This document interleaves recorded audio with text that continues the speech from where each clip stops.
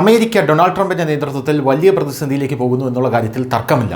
ഇപ്പോൾ അമേരിക്ക അടച്ചുപൂട്ടൽ നേരിടുകയാണ്. നാസ വരെ അടച്ചുപൂട്ടിയിട്ടുണ്ട് എന്ന റിപ്പോർട്ടുകൾ പുറത്തു വരുമ്പോൾ നമുക്ക് ലഭിക്കുന്നത് ബഡ്ജറ്റ് പാസ്സാകാതെ വന്നാൽ ദൈനംദിന ചെലവുകളുടെ പണമില്ലാത്ത അവസ്ഥയിൽ സർക്കാരിൻ്റെ പ്രവർത്തനങ്ങൾക്കുള്ള ധനസഹായം, അതായത് ഫെഡറൽ സ്ഥാപനങ്ങൾക്ക് സർക്കാരിൻ്റെ ധനസഹായം ലഭിക്കില്ല. അതിനെയാണ് ഈ അടച്ചുപൂട്ടൽ എന്ന് പറയുന്നത്. ഇപ്പോൾ ഡൊണാൾഡ് ട്രംപിന്റെ നേതൃത്വത്തിൽ ചരിത്രത്തിലെ ഏറ്റവും വലിയൊരു അടച്ചുപൂട്ടലിലേക്ക് അമേരിക്ക പോകുന്നു എന്നുള്ള റിപ്പോർട്ടുകൾ ലഭിക്കുന്നു.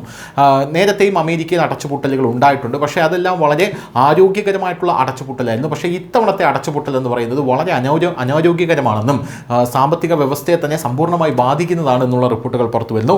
1980 അറ്റോർണി ജനറൽ ആയിട്ടുള്ള ബെഞ്ചമിൻ സിവിലേറ്ററി കൊണ്ടുവന്ന നിയമവ്യാഖ്യാനത്തിലാണ് ഇത് തുടങ്ങുന്നത്.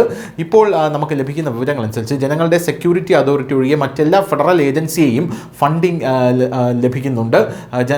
ജനങ്ങളുടെ സെക്യൂരിറ്റി അതോറിറ്റീസ്, ആ സെക്യൂരിറ്റി അതോറിറ്റീസിനും ഇപ്പോൾ അമേരിക്കയിൽ ഫണ്ട് ലഭിക്കുന്നത് തുച്ഛമാണെന്നാണ് അറിയാൻ സാധിക്കുന്നത്. പോരാത്തതിന് ഇപ്പോൾ ഡൊണാൾഡ് ട്രംപിന്റെ നേതൃത്വത്തിൽ 19ാമത്തെ ദിവസമാണ് അടച്ചുപൂട്ടൽ എത്തിയിരിക്കുന്നത്. നേരത്തെ ബിൽ ക്ലിൻ്റൻ്റെ നേതൃത്വത്തിലുള്ള സർക്കാർ 21 ദിവസം അമേരിക്ക അടച്ചുപൂട്ടൽ കൊണ്ടുവന്നിരുന്നു അമേരിക്കയിൽ.